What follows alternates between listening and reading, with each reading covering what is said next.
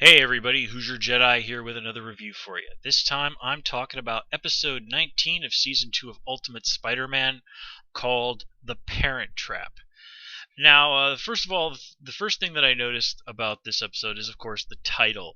And if you're not familiar with it, The Parent Trap is a classic 60s movie from Disney that was a serious staple of the Disney Channel when it first got off the ground. There was a remake of it in, I believe it was '98. The original was from 1961, and the '90s one actually had Lindsay Lohan in it. So, but anyway, it's the original. I have not seen the modern one. I have seen the original one from the '60s, and it's actually a pretty entertaining movie. For something that's very obviously a product of its time. But anyway, so this is our big episode with Luke Cage, and this is a surprisingly character-driven episode. We haven't really gotten as deep into the characters as I really would have liked to in this series, but this isn't kind of one of those exceptions like we had a few weeks ago when we had the big episode with Iron Fist, and like we had to a certain degree last week with Nova and his whole relationship with the Guardians of the Galaxy. And of course, we had that really nice episode with White Tiger versus Kraven the Hunter. So here we are dealing with Luke discovering that his parents are alive and, in fact, have been prisoners of Zodiac all this time. And, of course, this really causes him to do a complete 180 in his personality. It's even pointed out to him that it's even pointed out to Spider-Man that he's considered the one that would be the one to goof off and not follow through, while Luke is the one who would be considered the person to stay on mission.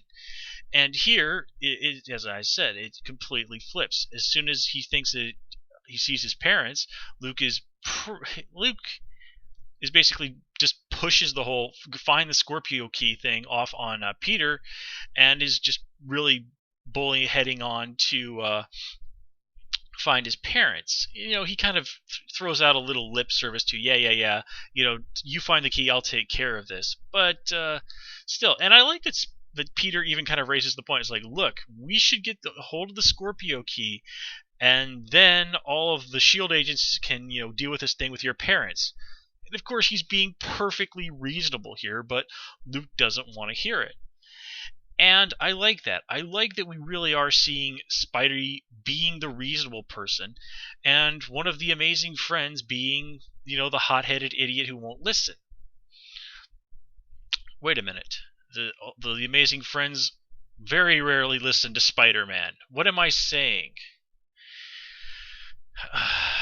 Okay, that was just me being perhaps unnecessarily sarcastic, but you've heard me complain, with justification, about the many, many times when the amazing friends have not listened to Peter's perfectly logical and reasonable advice, and it just doesn't end well.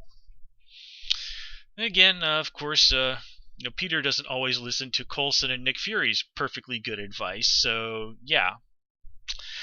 Anyway, now I do like this episode that we are dealing with. The big the big MacGuffin of this episode is the Scorpio Key. Now this is a thing that basically considered. There's a story called the Scorpio Key that introduced back in the '60s Jake Fury. It really set the groundwork for. It really established what Nick Fury and SHIELD was. It is considered basically by the comic book fans to be the classic old-time Nick Fury story. It's basically considered like everything that was cool about '60s spy and action movies, all boiled down into this one story set in the superhero world of the Marvel Universe. Of course, with art by the legendary Jim Sternenko. And if you guys have noticed that I'm geeking out pretty hard on this one, it's for good reason. It is, as I said, it's just everything that was cool about Nick Fury and SHIELD back in the '60s. And basically, all the SHIELD stories and all the Nick Fury stories since then are in spirit descended from that story. Like I said, it is the classic Nick Fury story. Now, granted, this is only a minor element of this story, but I really do like that they put the nod in for that. As you can tell, I think very, very highly of that story. And speaking of old time stories, we get more insight into Luke's background here, and we find out specifically, not to our huge surprise as it is, that his powers are derived from the super soldier serum. And this is actually in keeping with things from the comics, not Luke Cage's actual origin in the comics. I'll talk about that in a second.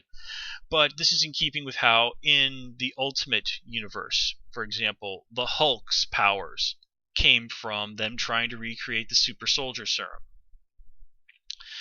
And we also had the first Captain America. There was a story, Captain America Red, White, and Black, where they tested the prototype of the super soldier serum on some black soldiers, in kind of to reflect, what happened in real life with them performing medical tests on black soldiers to try and get data they could use to benefit white soldiers. The 40s were a rough time.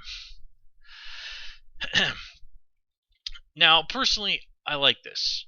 It makes sense for the universe this is in, and if you're not familiar with Luke Cage's origin in the comics, basically he got his powers when he volunteered to be experimented on as part of a program while he was in prison. And now, granted, to be fair, he was actually in prison because he was wrongly convicted, but still, that carries some unfortunate implications here in the 21st century, whereas when Luke Cage first popped up back in the 70s, it was